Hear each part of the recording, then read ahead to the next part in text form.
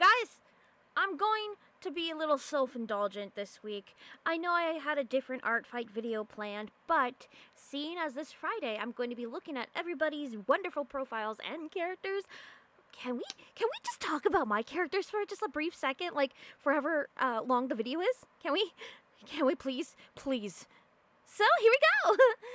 Here we have Mr. Beefmeat. His description reads, why is he melting? Why does he have 4 eyes? Why is his top eyes mad? Why is he thick? Why he has no ears?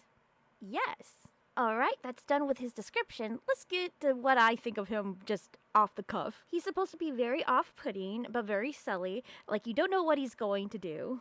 He has the ability to suck up powers, therefore he can use multiple different types of powers as well. Right now he's on the quest to get some time powers from a very certain main character. For what reason? It could be something to do with his daughter, or for getting revenge on another time person. Maybe even both. We don't know yet. Or maybe I do and I just don't want to tell you.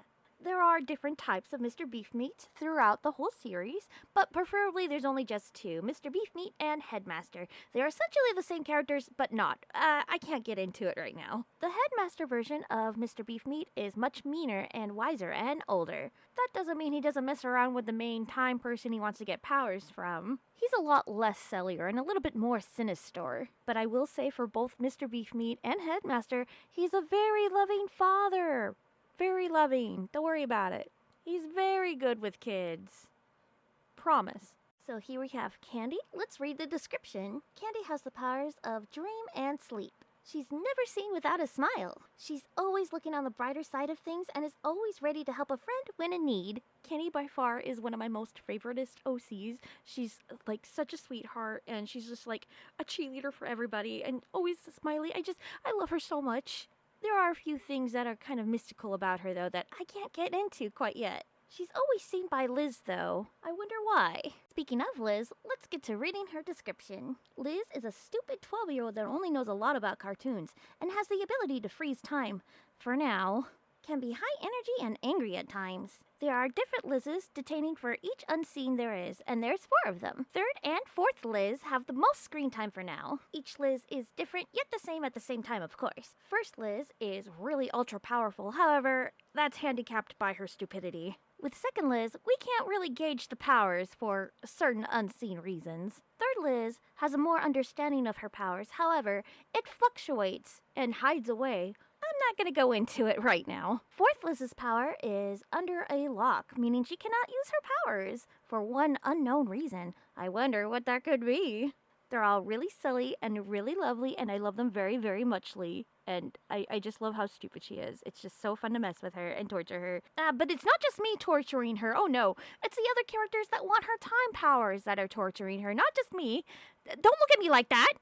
The best boy, Quarterton. Hello. Let's read his description. Quarter does not like to go outside. He loves to make stories, even though he's not really good at it. He's a bit of a worrywart. He's 12 years old and has the power to trade almost anything. Out of all the quarters that I've ever quartered within my series, this guy is the one guy that actually does something and cares about the other characters. Every other quarter could care less and are lazy bums.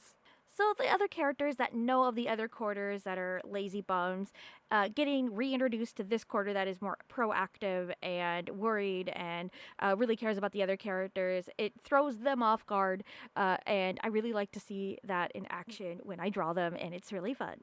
It says here that he can use other people's powers. However, he can't do that unless he trades himself with the other person. Think of it kind of like a Freaky Friday kind of trope thing. The handicap to this power is that they don't know how to get back to their original body unless the person in the body knows how to use the trade power as well. He's first and foremost friends with 3rd Liz. However, he makes a connection to the 4th Liz and is trying to be more friendly towards her because she reminds him of 3rd Liz. So does this Liz even live up to the 3rd Liz, even though Quarter only met 3rd Liz for like a brief period of time? Oh no, what a relationship, whoa. What I'm saying, Your Honor, is that I love him and I must protect him with everything of my being. An oldie but a goodie onto the main character list this season. We have Rila. Let's read the description. a mysterious woman that lives in between time and space. She has the power to split anything. Writing for her is easy peasy. However, writing her in story and the beginning of her story was such a challenge, but I challenged myself this year to work on it a lot more, and she's a lot more finite now. I know a lot more details about her, and do I like her as a character? Yes. Is she a good character to the other characters? Sure. The main thing she's doing in the story currently is looking for her lost husband, Banny. She's a little bit in a dilemma of trying to do that, seeing as she can't leave time or space. How will she get out of this little pickle? Who knows? But maybe it has something to do with Liz. You think? And here we have Banny. Never mind the name where it says Benny. Don't worry about that. I need to change that. Let's give a go at reading his description. Late 30-ish, harmless time shifter man that is in no way on the run for his time crimes. Only shows up to wreck stuff up. Is carefree. And he's so lucky for that. Benny is more of a mentor to Liz and some other characters. But way later on. He absolutely loves Rila. However, he can't bring himself to go and find her again. Or maybe that he's scared to meet her again after what she's done? What did she do? He's loved history all his life, and now that he has the power to go back in time and live out that history, he's having the time of his life. Or at least enough to forget all the worries that he had done in the past. Or the future. Time stuff is weird, man. Alright, so I did take out a few, or a lot of characters off of my Artfight. I archived them and hid them because I feel like some characters need to get more love than others, and I want people to explore those characters more as opposed to some of my side characters. I love my side characters. I'm so glad other people like my side characters as well. But I don't know, the level of excitement is far more off the charts with more characters than others, so that's why. That being said, that gives me a lot more room to put new characters up on Artfight that I am ecstatic for. Let me introduce you to a few of them. This is Eric. Let's read his description. Eric likes quietness and not to deal with people. He really likes writing. He's very serious, guys. Shut up. Little tidbits to know about this guy. He is Liz and Hector's son.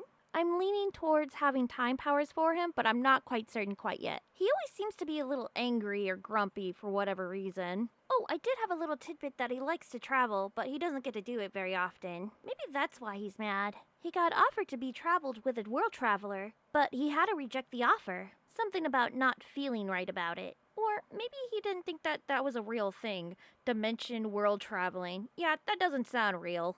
Oh no, I don't think I have anything for the description for this character. However, this is Gail.